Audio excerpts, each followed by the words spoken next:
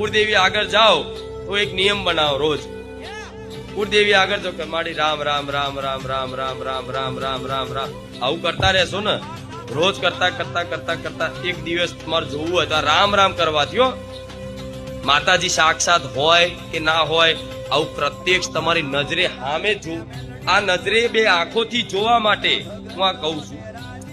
આ રામ રામ રામ રામ કરતા રહેજો. તમારી કુળદેવીને આગળ રોજ જાઓ એટલે આગળ રામ રામ રામ રામ. આ કોઈ રામની ધૂન સાંભળો, કોઈ રામનું ભજન સાંભળો અને કુળદેવીનો ફોટો છે. ધીરે ધીરે ધીરે આ ચાલુ રહ્યું ને, હું માતા એવું કે તમારા એ કુળદેવીના ફોટામાંથી તમારી કુળદેવીની આંખો હું ઝબકારો ના બતાવું, મારું નામ માતા.